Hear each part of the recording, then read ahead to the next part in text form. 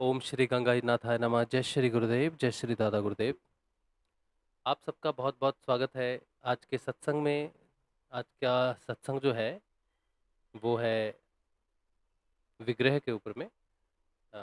साधना में विग्रह का क्या महत्व है, आज का विषय है सत्संग का।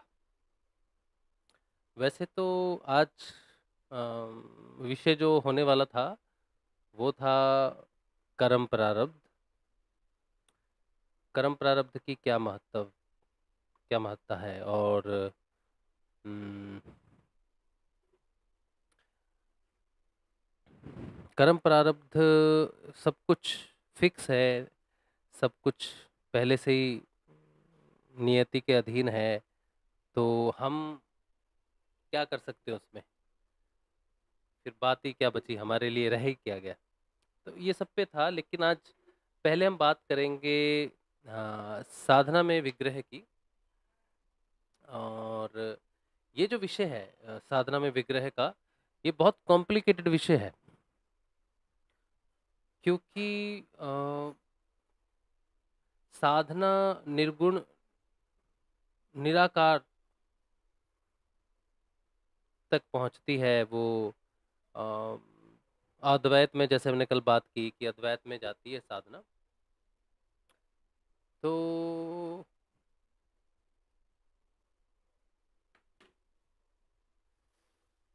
जो विग्रह है वो सगुण साकार रूप हैं। तो जब हम साधक हो गए हैं अब, और बाहर के जितना भी पूजा पाठ होता है उन सबको छोड़कर फिर हम साधना करते हैं, हम अंदर ध्यान करते हैं, स्वयं का ध्यान करते हैं। और जब हम स्वयं का ध्यान कर रहे हैं तो फिर विग्रह जो है हमारे घरों में या हमारे जीवन में, उनका क्या महत्व रह जाता है? ये कॉम्प्लिकेटेड विषय है, क्योंकि सबसे ज़्यादा कन्फ्यूज़न और सबसे ज़्यादा जो भाव जो हमारा विभाजित होता है, या श्रद्धा हमारी विभाजित होती है, वो इसी टॉपिक पर होती है।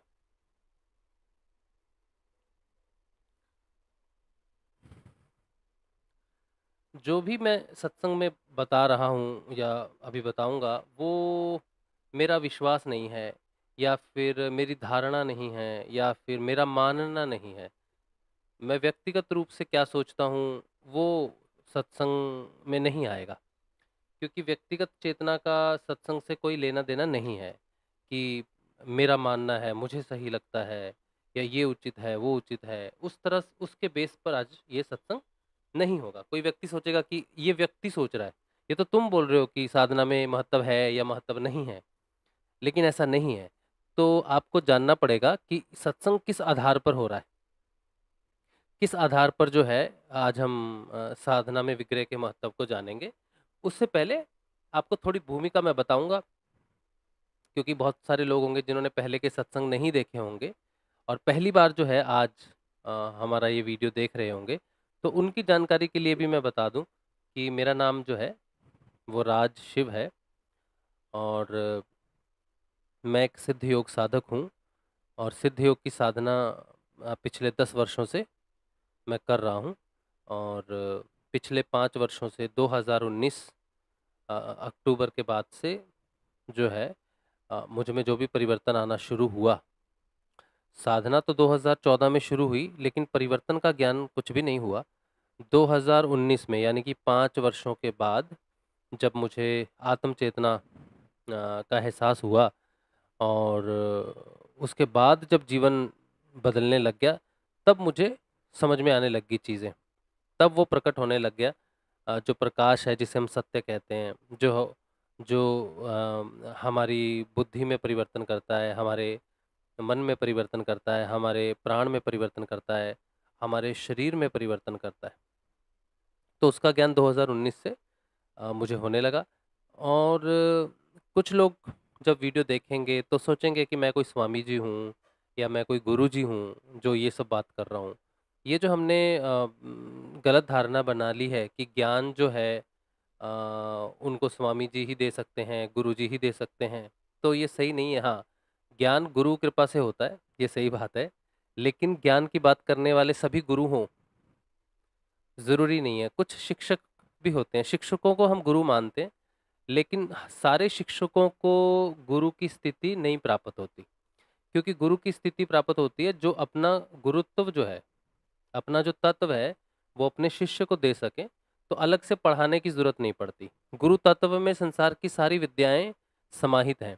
तो जब गुरु अपना गुरु तत्व देता है, तो उसको देने के लिए उस गुरु के पास कुछ मीडियम होना चाहिए कि जैसे हम जल पीते हैं, तो जल कैसे पीते हैं? गिलास में पीते हैं ना जनरली, लोटे में भी पी सकते हो और पत्तों में भी पी सकते हो, कैसे भी पी सकते हो, डायरेक्ट भी पी सकते हो, है ना? पानी बरस रहा है, पी रहे हो। तो पानी पीने का जैसे कोई माध्यम है, उसी तरह से गुरु जब अपना ट्रांसफॉर्मेशन देता है या अपना गुरु तत्व अपने शिष्य को देता है, तो कोई माध्यम होना चाहिए बीच में। तो वो माध्यम क्या है, मालूम है आपको? 4-5 सेकंड के लिए थोड़ा जोर दीजिए कि गुरु जब देता है अपना तत्व अपने शिष्य को और शिष्य को ट्रांसफॉर्म कर देता है गुरु में, तो मीडियम क्या होता है?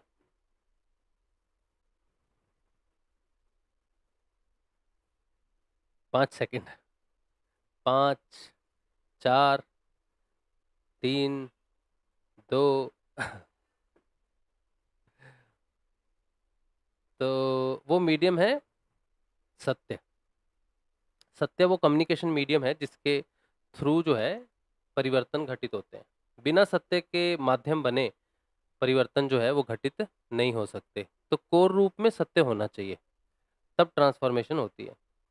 गर्म पानी उबालो, वो चाय या कॉफ़ी तब बनती है जब उसको सही प्रोसेस में लेके जाते हैं। अगर उसमें पत्थर डाल दो तो चाय नहीं बनेगी, है ना? तो एक कम्युनिकेशन जो है वो ट्रुथ कम्युनिकेशन, सत्य का पथ उसे बोलते हैं। सत्य संक्रमणकारी है। और सत्य क्यों संक्रमणकारी है? क्या है विशेषता सत्य में? जैसे आप कोई अगर साइंस का विद्यार्थी हो तो वो तो समझ जाएगा, लेकिन अगर कोई साइंस का विद्यार्थी नहीं है, उसको मैं समझाता हूँ कि देखो, हमारे जीवन में जितनी भी मशीन्स हैं, हमारे जीवन में मशीन्स होती है ना, जैसे हमने लोहे की अंगूठी बनानी है, सोचो, लोहे की अंगूठी बनानी है, तो लोहे का इतना सा टुकड़ा हमने एक मशीन में दिया और मशीन ने उसको गोल करके बाहर निकाल दिया। तो हमने इनपुट जो दिया, वो लोहा था इतना छोटा-सा, और आउटपुट जो मिला मशीन से, वो गोल रिंग मिली हमको, उसको हमने पहना। तो जो इनपुट में जो ऊर्जा है और आउटपुट में जो ऊर्जा है, काम है, उसमें थोड़ा-सा कमी होती है। कभी भी इनपुट और आउटपुट 100% नहीं होती, क्योंकि कुछ ना कुछ व्यय हो जाती है ऊर्जा। ऊर्जा व्यय होती है। तो कोई भी मशीन इस संसार में परफेक्ट मशीन नहीं है कि वो 100% आउटपुट दे। लेकिन सत्य एक ऐसी मशीन है या सत्य एक ऐसा कम्युनिकेशन मीडियम है कि इस तरफ से गुरु जो भी देता है और उस तरफ से शिष्य को जो भी प्राप्त होता है, वो 100% प्राप्त होता है। मेरा एग्ज़ाम्पल देने का मतलब ये है कि जब गुरु हमें कुछ देता है, तो शिष्य को कितना परसेंट प्राप्त होगा? 2%, 3%, 4% या पूरा 100%? तो अगर गुरु में सत्य है और शिष्य में भी सत्य को धारण करने की क्षमता है, पात्रता है, तो दोनों का माध्यम बनेगा सत्य। और गुरु जो भेजेगा अपने सत्य से और शिष्य जो रिसीव करेगा अपने सत्य से। अगर दोनों प्योर सत्य हैं, तो जो गुरु देगा वो शिष्य पूर्ण रूप से रिसीव करेगा। अगर गुरु में गुरु सत्य है, लेकिन 10 शिष्य हैं, 10 शिष्यों में किसी में सत्य है और 2 में है, 8 में नहीं है, तो 2 में परिवर्तन आएगा, 8 में नहीं आएगा। तो 8 साधक सोचते रहेंगे, हमें क्यों नहीं हो रहा, हमें क्यों नहीं हो रहा, हम में क्या गलती हो रही है? तो वो गलती को ढूँढेंगे। यही उनकी साधना है कि वो नाम जप करते रहें, करते रहें, करते रहें, उससे उनके अंदर सत्य गठित होगा। तो सत्य जब उनके अंदर हो जाएगा, सत्य क्या है? सत्य एक प्रकाश है, जिस तरह से ये प्रकाश दिख रहा है आपको, मतलब ये ट्यूबलाइट का प्रकाश है, उस तरह से उसको प्रकाश ही कहा जाता है, लेकिन वो इसे दिखता नहीं है, वो बुद्धि पर पड़ता है और बुद्धि पर जब पड़ता है, तो बुद्धि सब कुछ समझने लायक हो जाती है, तो बुद्धि परिवर्तित हो जाती है। प्रज्ञावती, मेधावती, विवेकवती, इस तरह से उसके रूप बदलने शुरू हो जाते हैं। तो फिर साधक को पता चल जाता है कि कहाँ पर मुझसे क्या गलती है, जो वो नहीं देख पा रहा था भौतिक इंद्रियों और मन के कारण, अब बुद्धि प्रबल होने के कारण वो गलती ढूंढ लेता है और पात्रता सिद्ध होती है गुरु 100%, शिष्य में भी सत्य प्रकट हो जाता है और ट्रांसफॉर्मेशन शुरू हो जाता है। गुरु का जो भी कुछ होता है वो सब कुछ शिष्य को प्राप्त होने लग जाता है। तो ये जो ट्रांसफॉर्मेशन का मीडियम है, ये क्या है? सत्य है।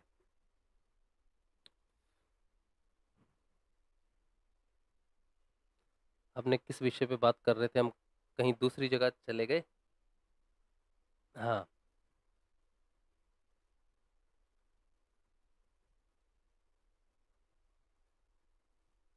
आज का टॉपिक है साधना में विग्रह का महत्व। हाँ, तो हाँ, मैं आपको बता रहा था कि कैसे जागृति किस आधार पर हमें ये बात करनी है। मेरे पर्सनल व्यक्तिगत सोच विचार पर हम आज का कोई भी सत्संग नहीं करते। किस आधार पर करते हैं, वो आधार हम ढूंढ रहे थे। तो मैं सिद्धयोग की साधना में आया 2014 में। 2019 में जब वो आत्म जागृति आई, नाम जब से पात्रता सिद्ध हुई, गुरुजी ने जो नाम दिया था उसे जपा और फिर वो पात्रता सिद्ध हुई, तो गुरु जी का जो ट्रांसफॉर्मेशन है, जो तत्व है, जिसे गुरु तत्व कहते हैं, जो शिष्य को जागृत करता है। गुरु तत्व क्या है? आत्मा। तो आत्म रूप से जब गुरु गुरु जो देता है वो आत्मा को चेतना देता है। वो एक दिया है जो प्रज्वलित है और शिष्य के पास सब कुछ है, रुई है, बाती है, तेल है, दिया सब कुछ है, लेकिन प्रज्वलित नहीं है। तो गुरु उसे प्रज्वलित करता है, तो वो कम्युनिकेशन सत्य बनता है। तो सत्य के आधार पर सारे परिवर्तन आते हैं। जब ये आत्मा जागृत हो जाती है और सत्य अंदर आत्म रूप में जागृत हो जाता है, भगवान का अवतरण हो जाता है सत्य स्वरूप में, आत्म स्वरूप में, जो भगवान यदा यदा ही धर्मस्य श्लोक में कहते भी हैं कि तदात्मानम सृजाम्यहम, आत्म रूप में मैं सृजन करता हूँ। तो जब शिष्य की आत्मा जागृत होती है तो भगवान श्री कृष्ण का अवतरण होता है। फिर वहां से भगवान का जो भगवान के जो स्वरूप का जो प्रकाश है, जिसे हम ट्रुथ कॉन्शियसनेस कहते हैं, मैं तो वही कहता हूँ उसको, ट्रुथ कॉन्शियसनेस, सत्य की आत्मा ही मैं उसे कहता हूँ। वो फिर सारे चीज़ों को समझाना शुरू कर देती है। फिर साधक के जीवन में सही, गलत, हमारी संस्कृति में ऐसा है, तुम्हारी संस्कृति में वैसा है, हमारे परिवार में ऐसा मानते हैं, हमारे धर्म में ऐसा मानते हैं, हमारे देश में ऐसा मानते हैं, है ना? ये सारी चीज़ें लय हो जाती हैं। साधक का ना कोई देश रह जाता है, ना कोई परिवार विशेष रह जाता है कि मैं उस परिवार से हूँ। राजा, महाराजा, ब्राह्मणों का परिवार या इसका परिवार, उसका परिवार, सारा कुछ लय हो जाता है। चाहे कोई विशेष परिवार हो राजा महाराजाओं का या कोई साधारण परिवार हो, वो सारा लय हो जाता है। देश विशेष लय हो जाता है, जाति लय हो जाती है, सही और गलत लय हो जाता है। तो बच जाता है क्या? सत्य। क्योंकि सत्य सबको जलाकर खाक कर देता है। सत्य अग्नि है।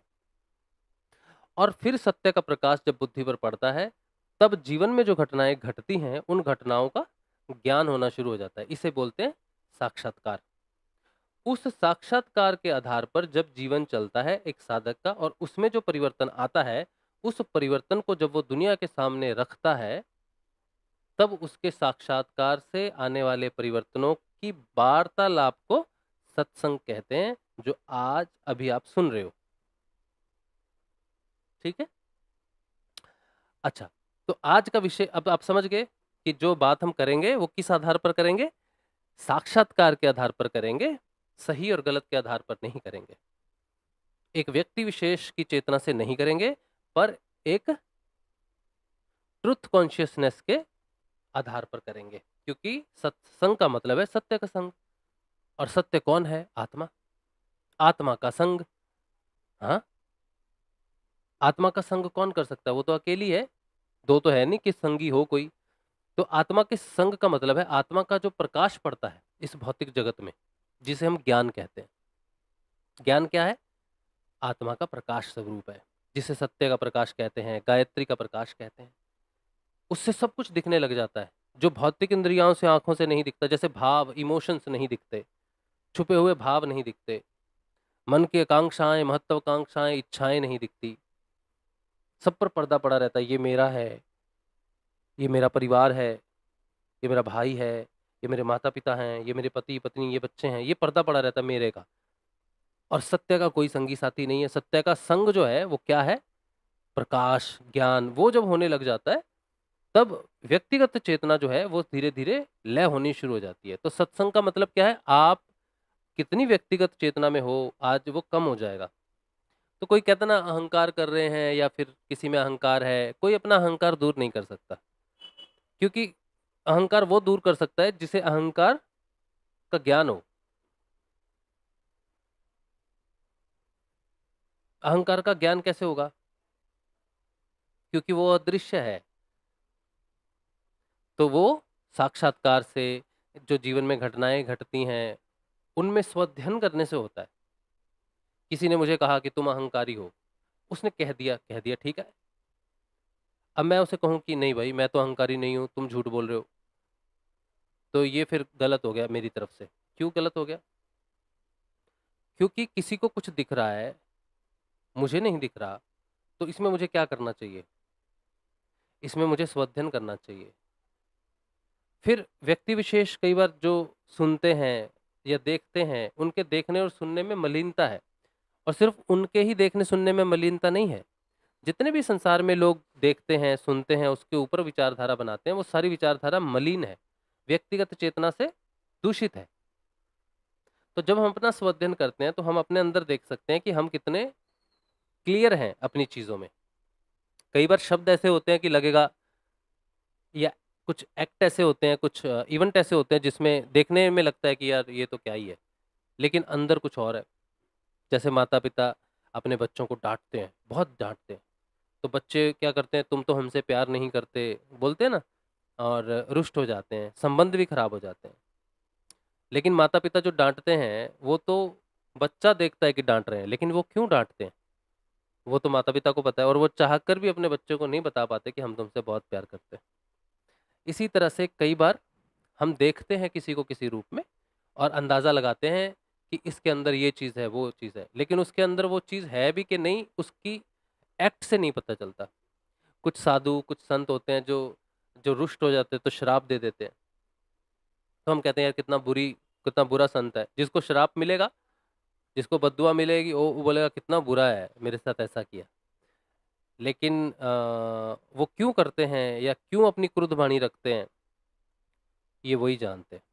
वो सब भगवान की इच्छा से ही फलित होता है। क्योंकि जिसकी वाणी फलित हो जाए, उसके अंदर सत्य है। और सत्य यूँ ही किसी के पास नहीं आ जाता।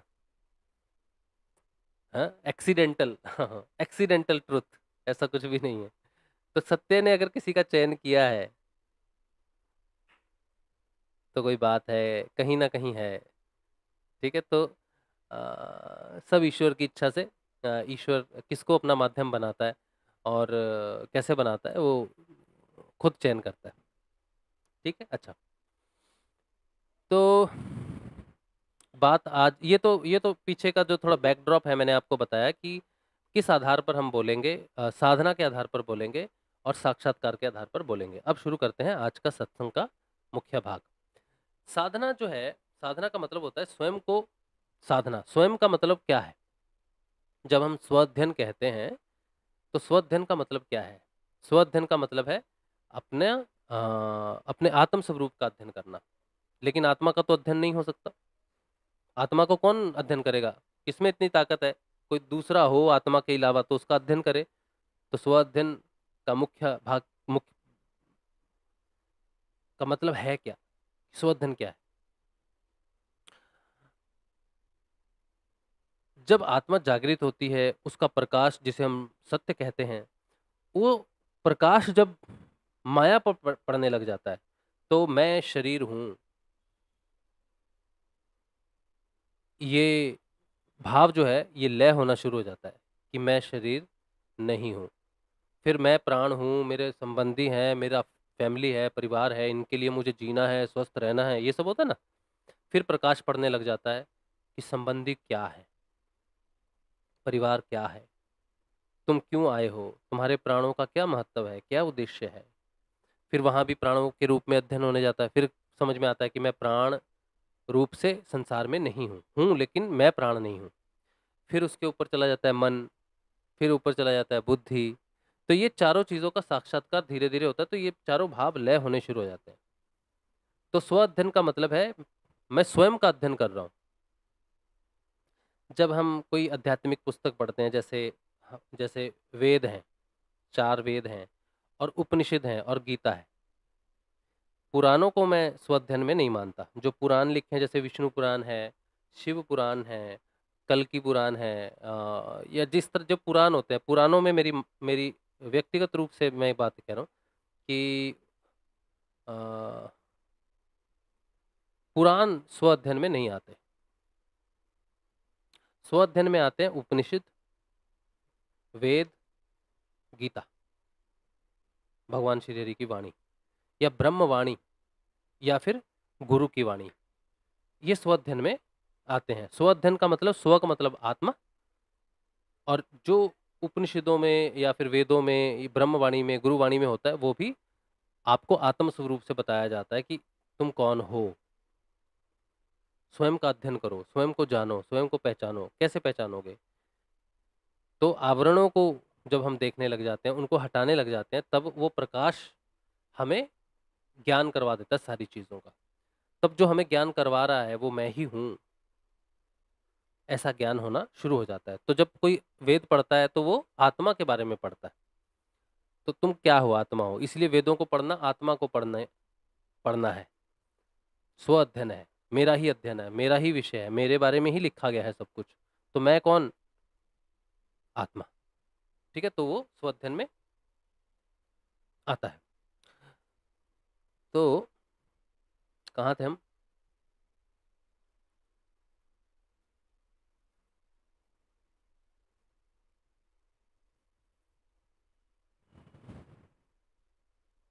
साधना में साधना क्या है? साधना क्या है? ठीक है, वैसे बात कर रहे थे। तो ये जो स्व अध्ययन शुरू होता है, शुरू शुरू शुरू होता है स्व अध्ययन,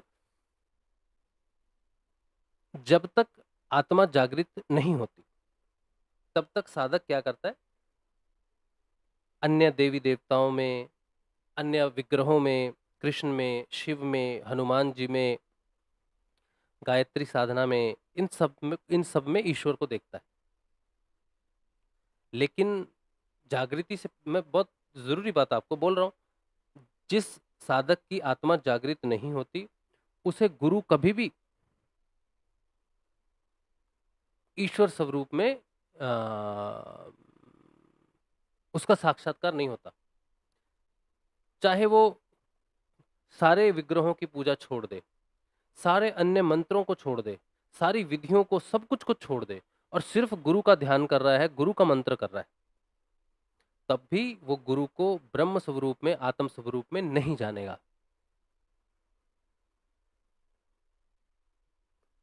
ऐसा क्यों है?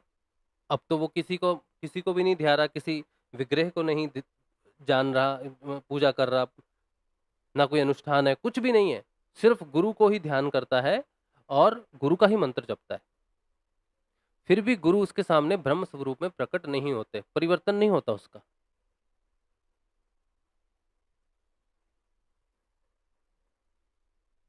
ठीक है। अच्छा, अब गुरु भगवान कब प्रकट होंगे उसके सामने, ये तो गुरु भगवान ही जाने कि कब उसका समय आ जाएगा जागृति का। लेकिन हाँ, इस तरह से प्रयास करने वाला व्यक्ति जागृति के बहुत करीब है, ऐसा मान सकते हैं। लेकिन गुरु को अभी उसने ब्रह्म स्वरूप में नहीं पाया है, गुरु शरीर स्वरूप में है उसके लिए अभी। उसने ये धारणा बाहर से अडॉप्ट की है कि गुरु ही ब्रह्म है, या संतों की वाणी से की है, या स्वयं गुरुदेव की वाणी से की है कि मैं शरीर नहीं हूं, गुरु शरीर नहीं होता है, तत्व होता है। तो उसने सुना है लेकिन जाना नहीं है अभी। तो जब तक वो नहीं जानता तब तक कोई ट्रांसफॉर्मेशन नहीं है, क्योंकि अध्यात्म साक्षात्कार का विषय है। कहानी सुनने से या बाहर से धारणा पक्की करने से, या सब कुछ बाहर से छोड़ देने से, सारे विग्रहों को छोड़ देने से, सारी पूजाओं को छोड़ देने से आप आत्म रूप से जागृत हो जाओगे, गारंटी नहीं है।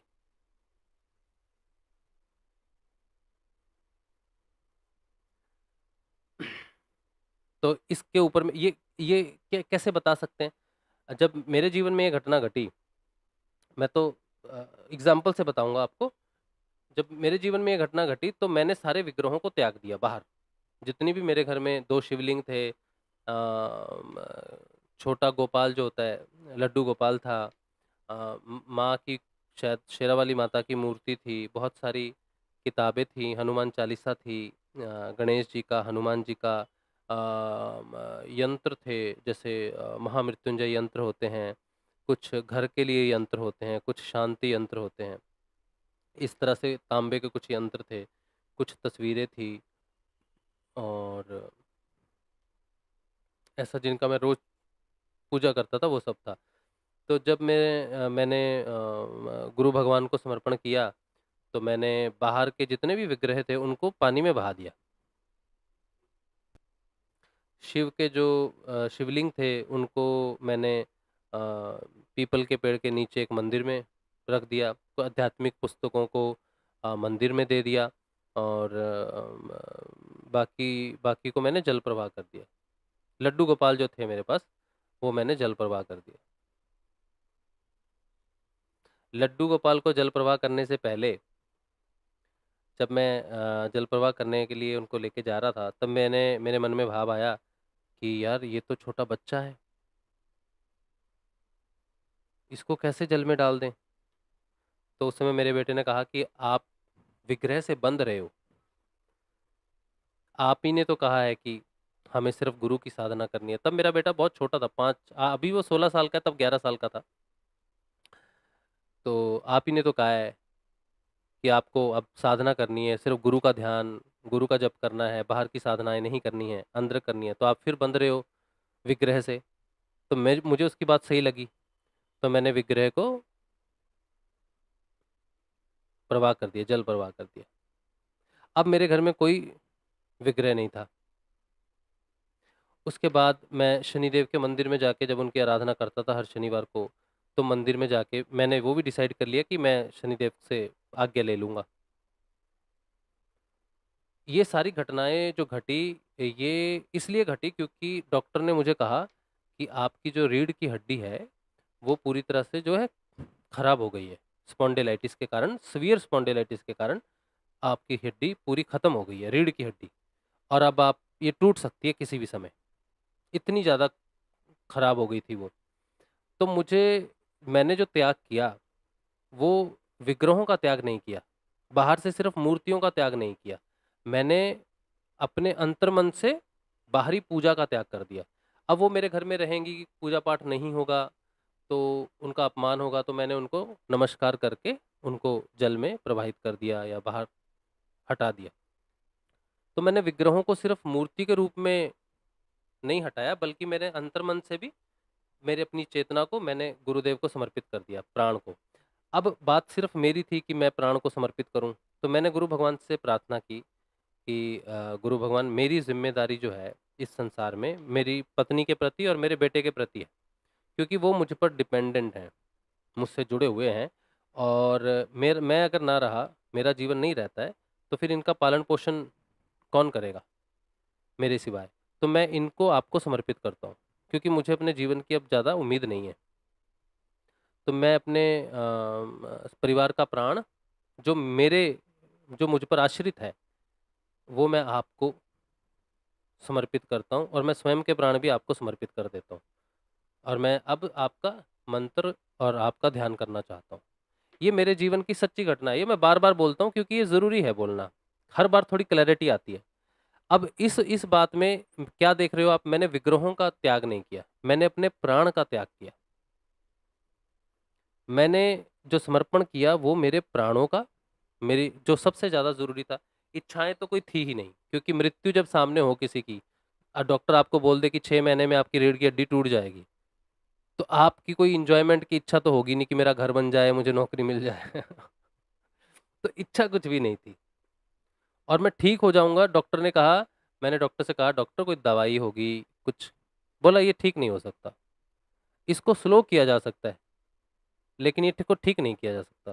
तो मेरा विश्वास डॉक्टरों से पूरी रूप से हट गया। मैंने कहा फिर तो रहने दो, स्लो करके कोई फ़ायदा नहीं है, जो काम हो जाए फटाफट हो जाए। स्लो डेथ में क्यों जाना है, एक ही बार जो हो रहा है होने दो, फिर खत्म करो काम। तो डॉक्टरों से मेरा विश्वास उठ गया, और फिर मैंने गुरुजी को प्राण अपने समर्पित किए कि अब जो भी होगा वो आपकी इच्छा मानकर, और ये होगा। तो मेरे समर्पण में क्या है, मैंने क्या विग्रहों का त्याग किया? नहीं, मैंने प्राणों का त्याग किया। अच्छा, ये बात जब मैंने शुरू-शुरू में बतानी शुरू की सबको, कि मुझ में परिवर्तन आना शुरू हो गया या मेरे में आत्म रूप में चेतना आ गई है, तो जो उस समय सुनते थे, उनकी चेतना व्यक्तिगत चेतना है और मेरी चेतना आत्म रूप से अभी उतनी प्रबल नहीं थी, कि मैं उनको वो चीज़ बता सकूँ जो मेरे अंदर भी घटित हो रहा है। तो मेरी बातों को सुन के मैंने सबको यही कहा कि जब हम विग्रहों को वि परवाह कर देंगे और गुरु के प्रति एकनिष्ठ हो जाएँगे, तो काम हो जाएगा। अब बहुत लोगों ने अपने घर का जो लड्डू गोपाल है उसको परवाह कर दिया, क्योंकि वो भी एकनिष्ठ होना चाहते थे। वो भी वो भी जागृत होना चाहते थे। अब कई वर्षों बाद किसी में कोई जागृति नहीं, मुझ में जो उसी क्षण जागृति आ गई, उनमें नहीं आई विग्रह को। अब उन वो मेरे को सोच रहे कि इन्होंने हमें भटका दिया है। अच्छा, ये उन्होंने अभी नहीं सोचा, अब घटना ये घटी कि उस घटना के बाद धीरे-धीरे मेरे जीवन में मैंने साक्षात्कार करने शुरू किए। जैसे मुझे दिव्य दर्शन वगैरह होने लगे और दिव्य शब्द सुनने लग गए। श्री रामकृष्ण परमहंस के दर्शन हुए, श्री माँ का जो है वो आविर्भाव हुआ, मेरी मेरी मेरी जिह्वा पर श्री माँ का वास हुआ, वो सब घटनाएँ घटीं। गुरुदेव के दर्शन हुए, गुरु माँ के दर्शन हुए और 1 हफ्ते के अंदर गुरु माँ के साक्षात्कार में दर्शन हुए। भगवान नारायण के दर्शन, मतलब उनकी शिक्षा या उनका जो स्वरूप है, जिस तरह से उनका स्वरूप है या उनका एक ऑरा है, वो प्रकट होने लग गया। अब अंदर से जब चेतना जागृत होने लगी, तो जहाँ-जहाँ भगवान की चेतना जागृत है, वहाँ पर खींच पड़ने लग गई। मतलब एक एक कनेक्शन बंध गया। जैसे जगन्नाथपुरी एक जागृत धाम है, भगवान साक्षात विराजमान है, तो मुझे खींच पड़ी वहाँ चलो, क्योंकि वहाँ जाने से वो तत्व में और बढ़ोतरी होने लग गई। तो जब जागृत धामों पे मैं जाने लग गया, तो मेरे अंदर बहुत तीव्र गति से परिवर्तन होने लग गया। जागृति तो गुरु ही देता है, जागृति किसी धाम में जाके नहीं होती। किसी धाम में जाके जागृति का मार्ग ज़रूर मिल जाएगा, 1 जन्म में, 2 जन्म में गुरु प्राप्त होगा, फिर जागृति होगी। लेकिन मेरा धाम पर जाने का, जो मुझे धाम पर खींचा, चेतना ने, भगवान हरि की चेतना ने जो खींचा, विग्रहों ने जो मुझे खींचना शुरू किया, तो मेरी चेतना में विकास बड़ा बड़ा तीव्र गति से होने लग गया। तो जगन्नाथ जी ने मुझे खींचा, तो मेरे अंदर जो चेतना का विकास हुआ, वो भगवान के भाव स्वरूप में हो गया। फिर और भी मंदिरों में खींच पड़ने लग गई, वहाँ जाता था, अपने आप ध्यान लगने लग जाता था। वृंदावन में मुझे याद है, जब मैं मथुरा में था, तो मथुरा में वो जो बड़ा हॉल है, जो गए होंगे, भगवान श्री का मंदिर है, वहाँ पर दूसरे मंदिर भी बने हुए हैं, हनुमान जी का, श्री राम जी का, भोलेनाथ का, श्री कृष्ण की मूर्ति है और आरती होती है शाम को। तो जब भगवान की आरती होती है, जहाँ भी भगवान का चेतन मंदिर है या विग्रह, चेतन विग्रह है, प्राण प्रतिष्ठित विग्रह है, वहाँ अगर आरती होने लग जाए, तो मैं ध्यान में चला जाता और मुद्राओं में चला जाता। ये घटनाएँ घटने लग गई। अब जगन्नाथपुरी के बाद जब वृंदावन धाम गए, तो वहाँ पर भगवान स्वामी नारायण के मंदिर में जाना हुआ। उनके विग्रह का जब मैंने जलाभिषेक किया, तो बड़ा ज़बरदस्त परिवर्तन आ गया। अब भगवान ने मुझे जो चेतना प्रदान की, उससे मुझे ये लगने लग गया कि मैं स्वयं एक विग्रह के रूप में हूँ। आप इस बात को, मेरा ओवर स्टेटमेंट नहीं लेना, मैं क्या समझा रहा हूँ उसको समझने की बात है, कि जो आत्मा जिस शरीर में जागृत हो जाए, जैसे ये शरीर है ना, मट्टी का है, भगवान की जो प्राण प्रतिष्ठा है, वो पत्थर की मूर्ति में की जाती है, संगमरमर की मूर्ति हो या मट्टी की मूर्ति हो या लकड़ी की मूर्ति हो, लेकिन उनकी जब प्राण प्रतिष्ठा की जाती है, तो उसके अंदर चेतना जो है वो भगवान की है और बाहर का जो स्वरूप होता है उसे विग्रह कह दिया जाता है। तो मैं, जब आत्मा चेतन होती है, तो हमारी जो चेतना है वो शरीर के 4 स्वरूपों में रहती है, कि मैं शरीर हूँ, प्राण हूँ, मन हूँ और बुद्धि हूँ। ये इंडिविजुअल व्यक्तिगत कॉन्शियसनेस है। अब इस व्यक्तिगत कॉन्शियसनेस को हमें, भगवान को, श्री गुरु को आत्म चेतना में लेके जाना है। तो जितने भी जगह पर, जहाँ-जहाँ भगवान, जैसे गुरुदेव का शरीर है, गुरुदेव क्या है? गुरुदेव स्वयं एक विग्रह हैं, सच्चिदानंद घन के विग्रह हैं। उनका शरीर, भगवान श्री गुरु का जो शरीर है, वो विग्रह के स्वरूप में है, पवित्र है। उनके शरीर उनका शरीर दिव्य है। लोग जब उनको छूते हैं या वो आशीर्वाद देते हैं, तो उनके शरीर में तिरंगे हैं, क्योंकि उनके अंदर गुरु तत्व जागृत है, आत्म तत्व जागृत है। तो गुरु भगवान भी विग्रह हैं। तो जब गुरु भगवान का तत्व किसी शिष्य में जागृत हो जाएगा, तो उसे भी आत्म रूप से प्रतिष्ठित होना है। उसकी यात्रा का अंत है आत्म रूप में प्रतिष्ठित होना। लेकिन ये उसको कैसे पता चलेगा, कि वो कैसे समझे कि वो आत्म स्वरूप है और शरीर एक विग्रह भर है बस। तो ये साक्षात्कार जीवन में मेरे होने लग गया जागृति के बाद। तो ये जब सब कुछ होने लग गया, तो मैं वृंदावन पहुंच गया। वृंदावन में जाके हमारे जीवन के अंदर चेतना का इतना तीव्र गति से, मैंने कभी भी अपने अपने सत्य को छुपाया नहीं। मेरे अंदर अगर सोचो आज कुछ परिवर्तन आता है, मैं आपको उस परिवर्तन को रखता हूँ। कल को परिवर्तन बड़े स्तर पर आता है, और ये परिवर्तन का वो विरोध भाव लगता है कि ये तो विरोधाभाव है। कल तो ये बात हुई थी, आज तो ये बात हुई है। तो मैं अपने विरोधाभाव को कभी छुपाऊंगा नहीं। मैं खुद उससे पहले उसका सामना करूंगा कि क्यों ऐसा। कल भी आत्मा जागृत थी, आज भी आत्मा जागृत है, तो दोनों बातों में विरोधाभास क्यों है? तो मैं खुद पहले विरोधाभास को खुद चुनौती देता हूँ स्वयं को। तब मुझे समझ में आता है कि कोई विरोधाभाव नहीं है, ये चेतना स्तर की अपलिफ्टमेंट है, या चेतना के स्तर में बढ़ोतरी है। तुम आज जितना समझ पा रहे थे जिस चीज को, उससे ज्यादा समझ पा रहे हो। जैसे भगवान गुरुदेव कौन है? वो हम कहते हैं कि गुरु ब्रह्मा है, गुरु विष्णु है, गुरु महेश है, गुरु पर ब्रह्म है, कहते हैं ना। लेकिन हम पर ब्रह्म तक कैसे पहुंचेंगे? गुरु भगवान की चेतना चेतना के कई लेवल्स हैं। आपका लेवल जितना बढ़ जाएगा, जितना योग आपका हो जाएगा, आप उतना ही गुरु भगवान को समझ सकते हैं। गुरु पर ब्रह्म है, ये आपको तब पता चलेगा जब आपकी स्वयं की चेतना इतनी हो जाए कि आपके अंदर परब्रह्म जागृत हो जाए। तब तो आप समझोगे ना परब्रह्म कौन होता है। आपके अंदर खुद व्यक्तिगत चेतना है, और आप ब्रह्म को समझने की बात करेंगे कि गुरु पर ब्रह्म है, तो वो मूर्खता है, अंध भक्ति है, अंध शिष्यत्व है वो।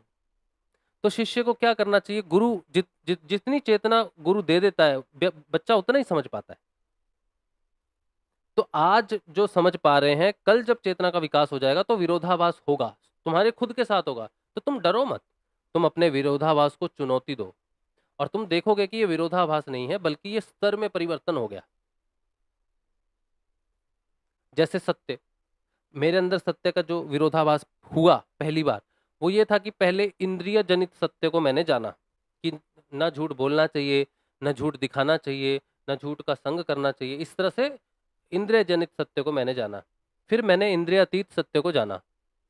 फिर मुझे लगा कि बाहर से जो भी दिखा रहे हैं, वो हम लॉयल्टी के लिए दर्शाते हैं, किसी को प्रमाणित करने के लिए दर्शाते हैं कि देखो मैं ऐसा हूँ, देखो मैं ऐसा हूँ, देखो मैं ये नहीं करता। तो फिर बाद में पता चलता है कि दिखाने की या प्रूव करने की जरूरत नहीं है। तुम अंदर जाओ, अंदर और भी सूक्ष्म सत्य है, फिर और भी सूक्ष्म सत्य है। तो वो विरोधाभास नहीं है कि भाई पहले तो तुम ऐसे रहते थे, अब तुम ऐसे रहने लग गए। तो वो विरोधाभास नहीं है, क्योंकि पता है कि हम अगले स्तर पर चलेंगे, बाहर का स्तर अब उतना मैटर नहीं करता, हमने उसको पास कर लिया। तो जब चेतना गंभीर रूप से आत्म रूप में स्थित होने लग जाती है, तो शरीर विग्रह में परिवर्तन होने लग जाता है, शरीर पवित्र होना शुरू हो जाता है। लेकिन आप अगर वृंदावन जाओगे ना, तो मैं आपको घटना बताता हूँ, बड़ी ध्यान से आप मेरी बात सुनना। हम वृंदावन गए, तो हम हमारे मन में पुत्र रूप में भगवान को पुत्र बनाने का मतलब रखते हैं ना। लल्ला को, लड्डू गोपाल को बेटे के रूप में घर में ले आते हैं, तो उसकी सेवा करते हैं। लड़कियां कई कोई बहन बना लेती हैं, कोई पति के स्वरूप में वर्ण कर लेता है उनका। तो वो क्या करते हैं, वो उनके साथ संबंध जोड़ लेते हैं। तो हमारे अंदर भी भगवान के प्रति एक संबंध जुड़ गया कि हम लल्ला को बेटे के रूप में पाना चाहते हैं। जैसे भगवान दशरथ ने कहा ना कि भगवान भगवान नारायण को कहा कि मुझे आप पुत्र रूप में प्राप्त हो जाओ। तो और साथ में उन्होंने कहा कि पुत्र रूप में आप प्राप्त हो जाओगे, तो मेरी जो बुद्धि है ना, उसका हरण कर लेना, क्योंकि अगर मुझे पता होगा कि तुम नारायण हो, तो मैं तुम्हें पुत्र की तरह प्यार कैसे करूंगा। तो भगवान एक तरफ से वो चेतना का हरण भी कर लेते हैं कि लोग बाहर से देखते हैं ना, बोलते एक बार मुझे किसी ने बोला यहाँ पर मायापुर धाम में एक पंडित जी ने बोला, वो इस्कॉन के थे, तो उन्होंने उनको मैंने कहा कि पुत्र स्वरूप में है, तो उन्होंने मुझे यही कहा कि नारायण को पुत्र बनाओगे, तुम्हारी इतनी क्षमता नारायण को तुम पुत्र कह रहे हो। मैंने कहा तुम्हारे लिए नारायण है, तुम नारायण की तरह पूजो, मेरे लिए तो मेरा बेटा है। तो ये बात उनको हजम नहीं हुई, तो उनकी बुद्धि का हरण नहीं हुआ मेरी बुद्धि का हरण हो गया है, तो मुझे वो उस भाव में मिल गए। तो जब मैं गया, जब हम लोगों ने वहाँ पर विग्रह खरीदा लड्डू गोपाल का, तो जो मुख्य विग्रह है वहाँ पर, हाँ, जो बिहारी जी का जो मुख्य विग्रह है, तो पंडित जी को हमने सजा के तैयार करके लल्ला को दिया। तो उन्होंने क्या किया, लल्ला को टच किया विग्रह के साथ, तो मुझे दिया। तो मैंने कहा आप थोड़ी देर उनको उनके सिंहासन पर बिठा दीजिए। मैंने कहा उस पंडित जी को कि आप लल्ला को बिठा दीजिए सिंहासन पर। बोले नहीं, बिठा नहीं सकते। अगर मैंने छोड़ दिया, अगर विग्रह के साथ मैंने छोड़ दिया, लल्ला को बिठा दिया, तो वो वहीं स्थापित हो जाएगा। सिर्फ टच करा के मूवमेंट में रखना है उसको, उसको एक जगह स्थित नहीं कर दिया कि बिहारी जी के पास अगर एक सेकंड के लिए भी मैंने छोड़ दिया तो वहीं हो गया। तो उन्होंने मुझे लल्ला को बिहारी जी के साथ टच करके मेरे हाथों में दे दिया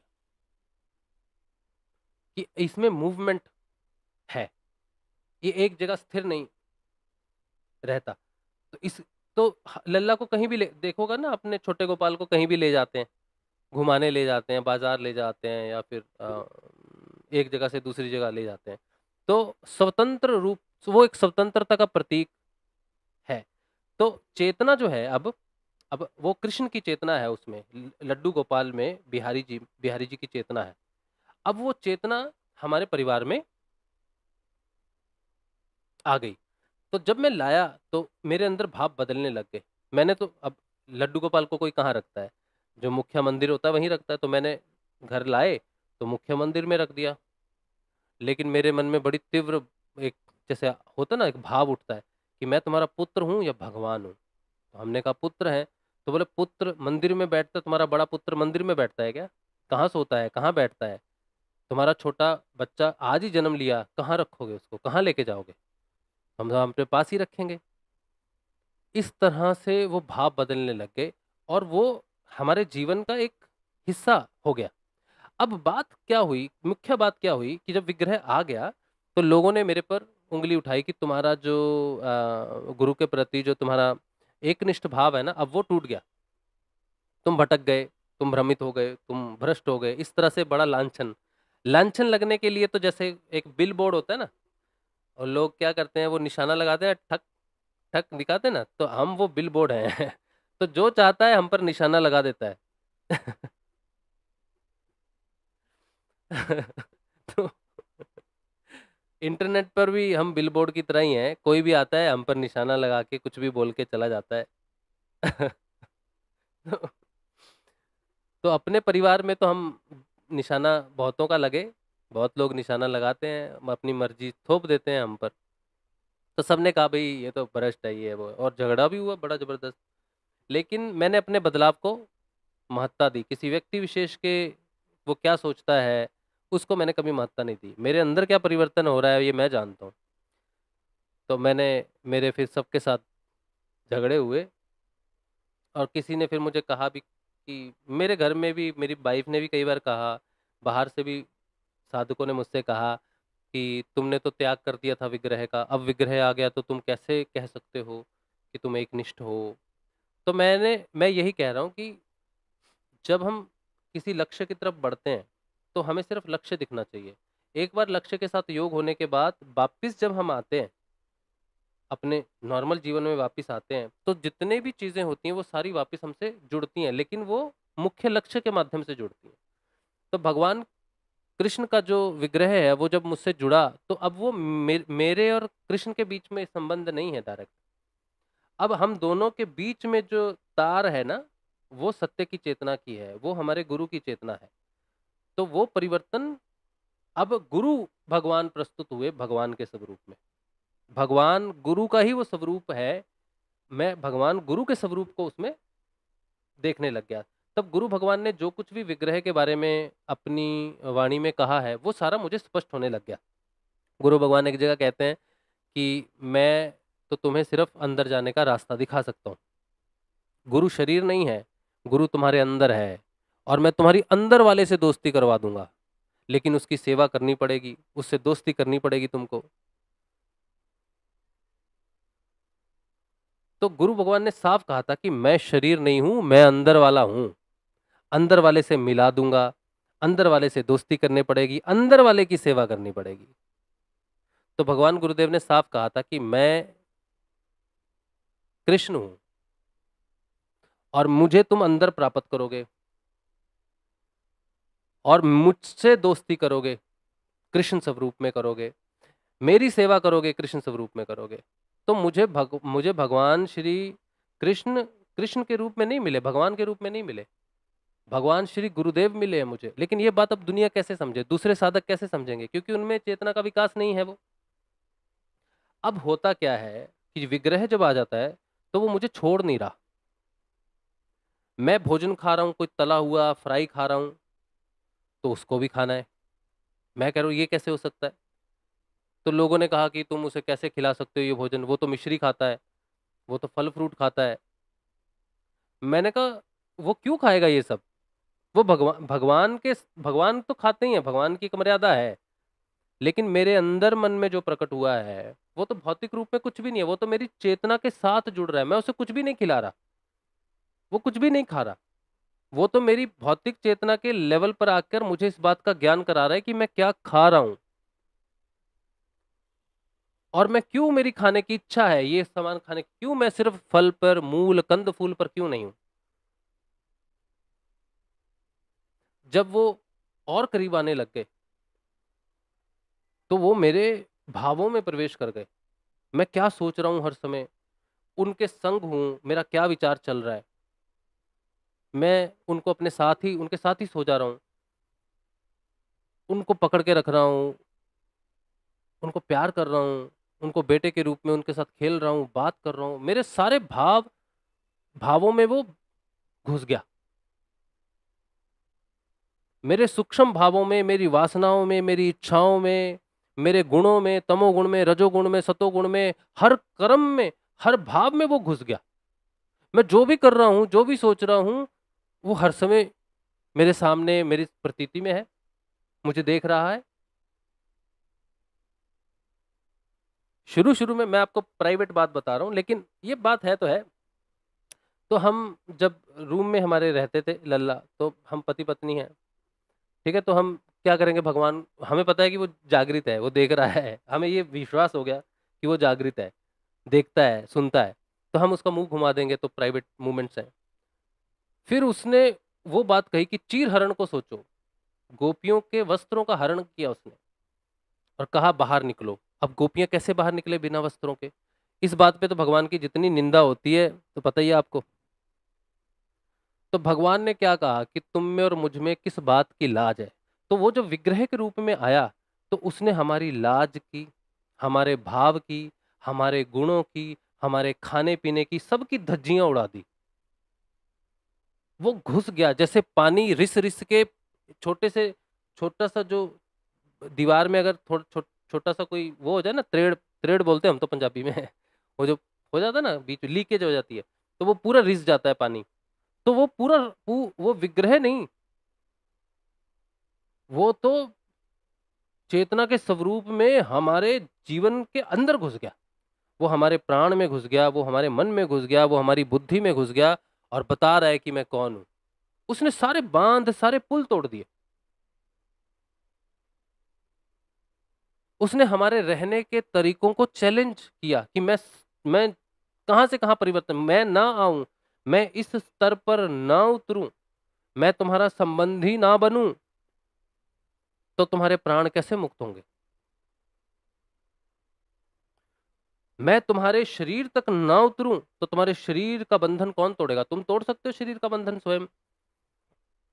है तुम में ताकत कि तुम शरीर नहीं हो, तुम प्राण हो, इस चेतना में ऊपर उठ सकते हो?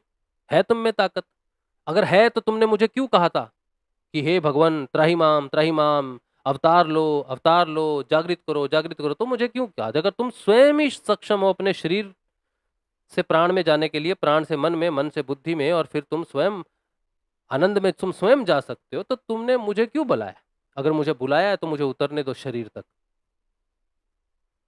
मुझे भेद खत्म कर देने दो, मुझे सब कुछ खत्म कर देने दो। तो विग्रह नहीं है वो चेतना का वो स्तर है जो विग्रह के रूप में हमारी भौतिक जगत की दृष्टिकोण को बदल रहा है। हम सोचते हैं कि भगवान तो अंदर है, भगवान तो अंदर है, लेकिन नहीं, भगवान बाहर विग्रह स्वरूप में भी है। वो साक्षात शरीर रूप में भी आता है, और वो इसलिए आता है क्योंकि हमारी बुद्धि सिर्फ जिसे टच कर सकती है, जिसे छू सकती है, उसी को ही सत्य मान सकती है। तो भगवान उस स्वरूप तक नीचे आते हैं और तुमसे बात भी करते हैं, ताकि वो तुम्हें बता सकें कि इस स्तर पर भी तुम्हारा परिवर्तन होना बाकी है। तो विग्रह हमारा सबसे स्थूल रूप में आके परिवर्तन करता है। साधना में जब अंदर अंतरात्मा चेतन होती है, भगवान जब अंदर प्रकट होते हैं तो अंदर से बाहर आते हैं, शरीर तक पहुंचते हैं, हमारे शरीर तक पहुंचते हैं, शरीर रूप में, स्थूल रूप में अपने आप को प्रकट करते हैं। अब हमें पूर्ण रूप से यकीन हो जाता है। अब लल्ला घर में है, सोचो कि मैं बाहर हूं और बाहर मैं कोई आइसक्रीम खा रहा हूं, तो वहां भी वो नहीं छोड़ता, वो तो घर में है विग्रह के रूप में, लेकिन वो घर में इतना इन्वॉल्व हो जाते हैं, शरीर रूप में, परिवार रूप में इतना इन्वॉल्व हो जाते हैं कि जैसे हम घर जाते हैं तो हमारा एक घर है, हमारा परिवार है, घर में बच्चे हैं या फिर जो भी है, हमें याद रहता है ना, तो छोटा बच्चा है कोई, उसके लिए कुछ लाना, तो वो उस तरह से जागृत हो जाता है, हर समय उसकी स्मृति बनी रहती। सोते समय उसको देख सकते हैं, उठते समय उसको देखते हैं, उसको उठाना, उसको जगाना, उससे बात करनी, उसके साथ खाना खाना, भगवान के साथ ही रह रहे। विग्रह आपको आपको निचले स्तर तक जागृत कर देता है। इसीलिए जब मंदिर जाते हैं लोग, वहां पर घंटियां बजती है, भगवान का एक और होता है, बोलते हैं ना, वहां जाके बड़ी पॉजिटिविटी मिलती है। किससे मिलती है? भगवान के विग्रह को सजाते हैं, भगवान के विग्रह को देखते हैं तो खो जाते हैं, कितने सुंदर मूर्ति है। लेकिन जब मंदिर से बाहर आते हैं तो वो सब खो जाता है, मंदिर वाला परिवर्तन बाहर आके जीरो हो जाता है। लेकिन यही घटना अगर आपके अंदर वो जागृत हो जाए तो आपको भी विग्रह के रूप में परिवर्तन कर देता है। विग्रह साधना के बाद, आत्म जागृति के बाद, उसका काम है आपको परिवर्तन करना, आपके शरीर, भौतिक लेवल तक आपको परिवर्तन कर देना। आप खुद, क्योंकि उसके अंदर जो परमात्मा है, आपके अंदर भी वही है, तो वो अपने लेवल तक, आत्म लेवल को उठा देता है और आपके शरीर को उतना ही चेतन और उतना ही जागृत कर देता है जैसे उसका स्वयं का स्वयंभू मंदिर या फिर जागृत मंदिर है। बाइबल में एक जगह पर बात आती है कि भगवान का मंदिरों के साथ क्या संबंध, ये शरीर ही परमेश्वर का जीता जागता मंदिर है। ये बात मैं आपसे कर रहा हूं, ये शरीर ही विग्रह है उसका। जब तक वो हमें बाहर दिख रहा है, दूसरे विग्रह के रूप में दिख रहा है, तब तक उसका काम विग्रह के रूप में, शारीरिक रूपांतरण के रूप में बाकी है। और जिस दिन ये शरीर इतना पवित्र हो जाएगा, इतना चेतन हो जाएगा, इसके अंदर वो प्रकाश हो जाएगा, फिर उसके विग्रह में और हम में कोई अंतर नहीं रहेगा। मनुष्य प्रतिमूर्ति है ईश्वर के शरीर, ईश्वर की। ईश्वर ने खुद कहा है कि मैंने अपना प्रतिरूप बनाया है मनुष्य को।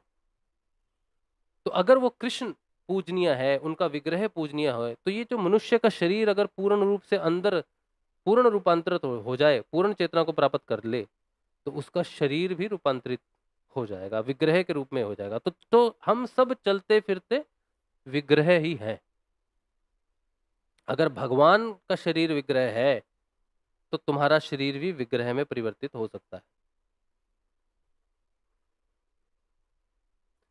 तो विग्रह की महत्वता कब है? जागृत होने के बाद जब विग्रह रूप में भगवान आते हैं तो उनका कार्य अलग है। पूजा करवाने नहीं आते, आरतियां करवाने नहीं आते। जागृति से पहले मंदिर में हम उनकी आरतियां करते हैं, अनुष्ठान करते हैं, नहा धो के चंदन, तिलक, फूल माला ये सब करते हैं, उनको विग्रह के रूप में। लेकिन चेतना जागृत होने के बाद वो आपके संबंधी हो जाते हैं, आपके घर का हिस्सा हो जाते हैं।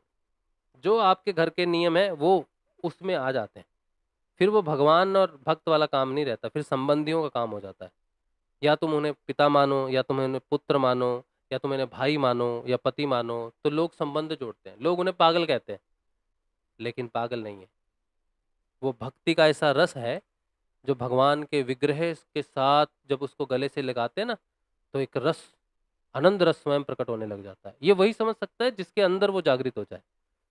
ये सिर्फ गोपी ही समझ सकती है कि कृष्ण के विग्रह का क्या महत्व है।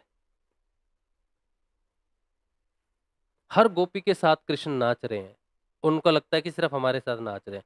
साधक भी गोपी के रूप में परिवर्तित हो जाता है और भगवान का विग्रह वैसे ही हो जाता है, वो अंतर खत्म हो जाता है। तो जब मैं कहता हूँ कि विग्रह का, अभी मैं ये नहीं कहता कि आप विग्रह को घर से निकाल दो। जैसे मैंने मेरे जीवन में जब परिवर्तन आया, जैसा आया मैंने आपको वैसा बताया।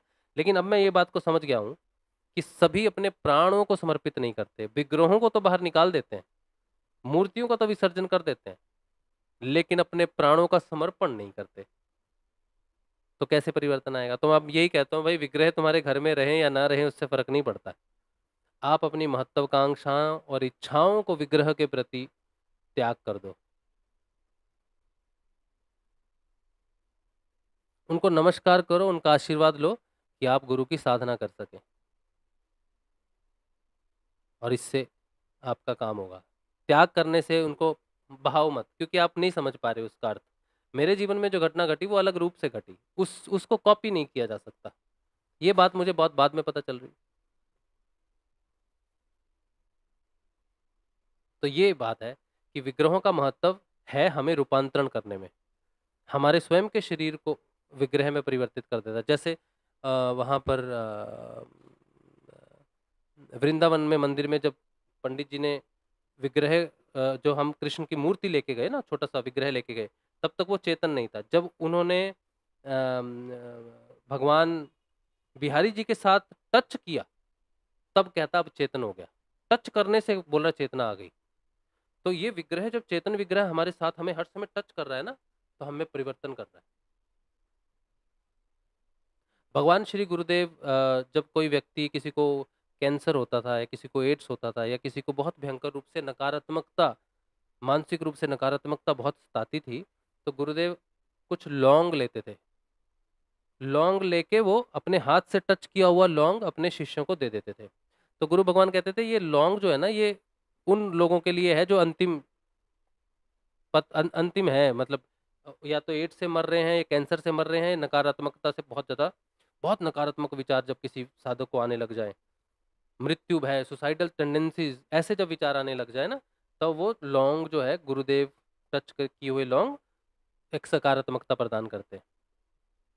क्यों? गुरुदेव ने कहा मेरे शरीर में एक चेतनता है, मेरे शरीर में एक पावर है या फोर्स है, उसको जब मैं किसी चीज को टच करता हूँ तो मैं अपनी फोर्स से उसको जागृत कर देता हूँ। फिर वो जब साधक खाता है तो उसके अंदर वो सकारात्मकता आती है।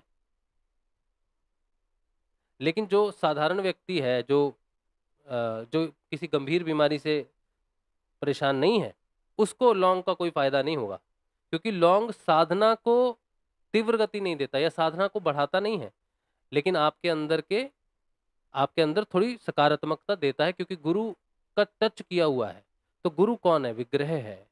इसी तरह से जब साधना के बाद जब भगवान विग्रह के रूप में आते हैं तो उनके स्पर्श से भी परिवर्तन होना शुरू हो जाता है। उनका भोजन खाना, आपके साथ आपके साथ विश्राम करना, जागना, आपके साथ मतलब जो भी हम उनके साथ व्यवहार में रहते हैं, कभी उनसे बात करते हैं, कभी उनको टच करते हैं, श्रृंगार करते हैं, बार बार उनको टच करना, बार बार उनको गले से लगाना, प्रेम करना, वो हमारे अंदर सकारात्मकता का संचार करते हैं, विग्रह। इसीलिए चेतना के बाद, जागृत होने के बाद भी विग्रह जब आता है तो तब उसकी महत्ता हो जाती है, क्योंकि फिर वो भगवान विशेष रूप में नहीं रहते। तो हमारे जीवन में आए भगवान श्री हरि विग्रह के रूप में, लेकिन हमें परिवर्तन करने आए हैं, हमसे पूजा करवाने नहीं आए। हम उनकी सेवा इसलिए नहीं करते कि वो भगवान है, इसलिए करते हैं कि वो हमारे हैं, हम में और उनमें कोई परिवर्तन है, हम उनके बिना रह नहीं सकते। हम तो गुरुदेव को भी लल्ला बोल देते हैं, लल्ला को गुरुदेव बोल देते हैं, बेटी बोल देते हैं, बेटा बोल देते हैं। हाँ, हाँ। हम किसको क्या बोल रहे हैं मुझे अंतर ही नहीं है। भगवान गुरुदेव को दादा गुरुदेव, दादा गुरुदेव को गुरुदेव, लल्ला को गुरुदेव, दादा गुरुदेव, काली, पता नहीं, मुझे तो समझ ही नहीं आता मैं किसके साथ क्या बात कर रहा हूँ। सारा भेद ही खत्म हो गया है। गुरुदेव, मैं लल्ला को गुड़िया भी बोल देता हूँ, राधा तत्व है उसमें, तो मैं उसे गुड़िया भी बोल देता हूँ, बेटी भी बोल देता हूँ। तो गुरुदेव के पास जब मैं बैठता हूँ बात करने, तो गुरुदेव को भी मैं गुड़िया बोल देता हूँ, लमलम बोल देता हूँ। हम प्यार से लमलम बोलते हैं लल्ला को, और भी बहुत सारे नामों से उसे बुलाते हैं। इसी तरह से भगवान स्वामी नारायण के साथ है, उनको भी हम लल्ला बोल देते हैं, उनको भी हम उसी भाव में बुला लेते हैं। काली को भी बेटी के भाव में बुला लेते हैं, काली को भी लल्ला के भाव में बुला लेते हैं, शिव को भी लल्ला के भाव में बुला लेते हैं,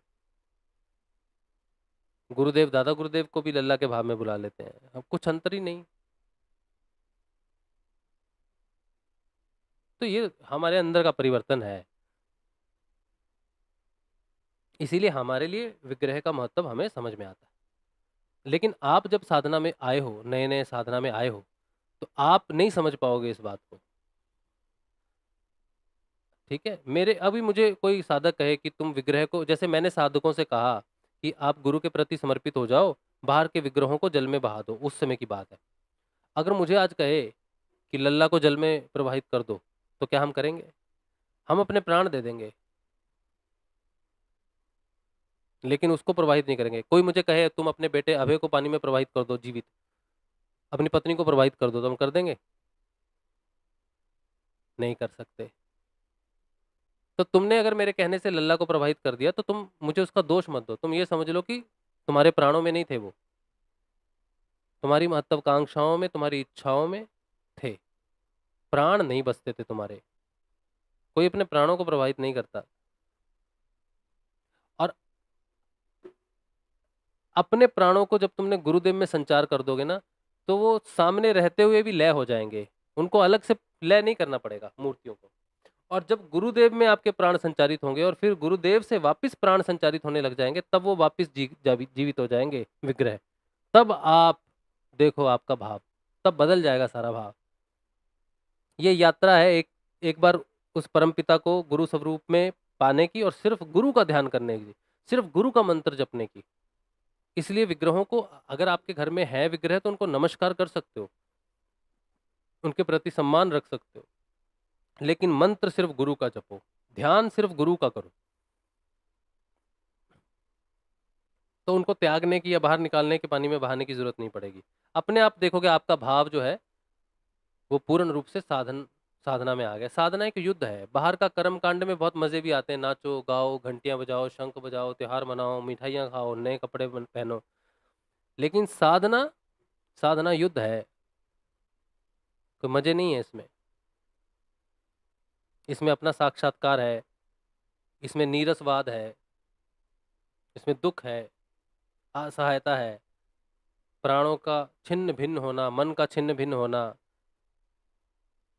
बुद्धि का भटक जाना, ये सारी साधना में बहुत जबरदस्त है। वृत्तियों का प्रकट होना, और बाद में फिर धीरे धीरे धीरे जब आप ऊपर उठने लग जाते हो, तब नीचे सब कुछ रह जाता है ना, फिर सारा कुछ सेटल होना शुरू होता है। फिर ना मन आपको परेशान कर सकता है, ना उदासी, ना खिन्नता, ना प्राण का दुख है, ना मन की इच्छाओं का कोई दुख है, ना ही बुद्धि आपको परेशान करती है, ना ही शरीर के दुख से आपको परेशानी होती है। आपकी चेतना ऊपर आनंद में उठ जाती है। यहाँ पर जब पूर्ण रूप से स्थिर हो जाएगी, नीचे संसार पूरा बदल जाएगा। नीचे संसार, आप ऊपर, नीचे लस्सी, आप मक्खन। ठीक है, चलिए।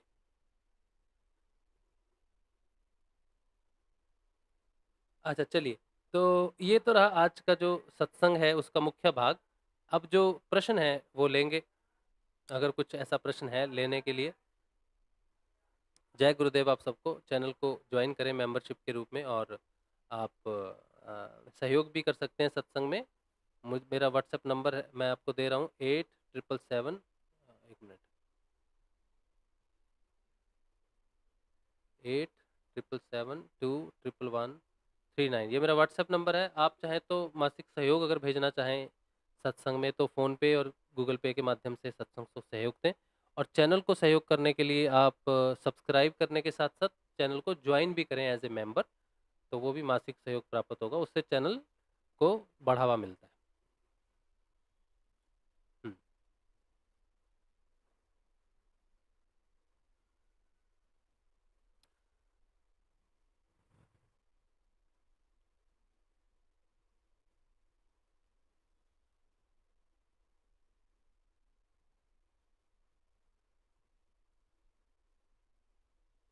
ठीक है, चलो बाकी और कोई तो प्रश्न नहीं है,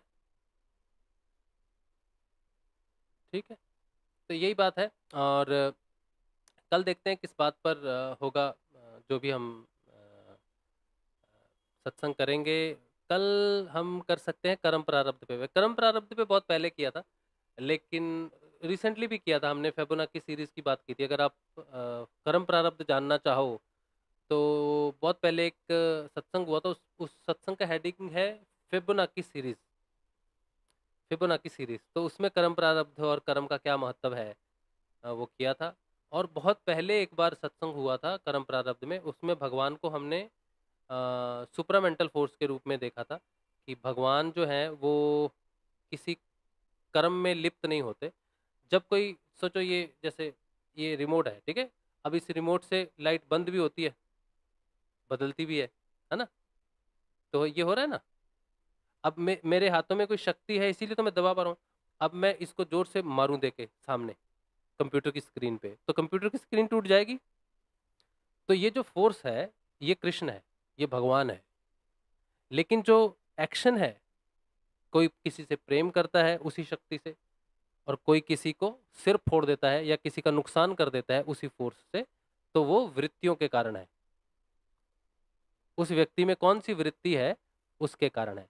तो भगवान कभी भी कर्म प्रारब्ध में बाधा नहीं बनते। अगर भगवान सारे सबके कर्मों को बदलने लग जाएँ और सबके कर्मों को स्वयं नियंत्रित करने लग जाएँ, तो मनुष्य की जो फ्री विल है, मनुष्य की जो स्वतंत्रता है, स्वयं अच्छा या बुरा करने की, वो उसको छीन लेंगे। अगर भगवान स्वतंत्रता छीन लेंगे तुम्हारे अच्छे और बुरे करने की, तो फिर भगवान जो है, फिर भगवान नहीं रह जाएँगे और कर्म फल का कोई मतलब नहीं रह जाएगा, भविष्य का कोई मतलब नहीं रह जाएगा। तो भगवान कौन है? शक्ति है, जिनके माध्यम से सारे मनुष्य चल पाते हैं, ये प्रकृति चल पा रही है, बीज पेड़ बन पाता है। तो इसीलिए कहते हैं कि हर कर्म में भगवान है। लेकिन भगवान भगवान ही सारे कर्म करते हैं, मतलब वो शक्ति से ही सारे कर्म होते हैं। लेकिन मनुष्य का माया का जो आवरण है, त्रिगुणात्मक जो आवरण है, तमोगुण व्यक्ति उसी शक्ति का दुरुपयोग करता है। इसीलिए फिर अगले जन्म में वो कीड़ा, मक्खी, मच्छर, कुत्ता, बिल्ली ये सब बनता है। और जो उसी शक्ति से दूसरों की सहायता करता है, मदद करता है, उसके जीवन में गुरु आते हैं, उसको चेतना प्रदान करते हैं और जीवन मरण के चक्कर से छुड़ा लेते हैं। इसीलिए भगवान शक्ति स्वरूप ज़रूर हैं, सब कार्यों में वो है, हर कार्य उनकी कृपा से होता है, लेकिन मनुष्य को स्वतंत्रता है। ये स्वतंत्रता ही है कि कोई कुछ लिख पा रहा है और ये स्वतंत्रता ही है कि तुम कुछ जान पा रहे हो। ठीक है? चलिए, आज का सत्संग श्री गुरुदेव के श्री चरणों में, कल के सत्संग में मिलेंगे। जय श्री गुरुदेव, जय श्री दादा गुरुदेव।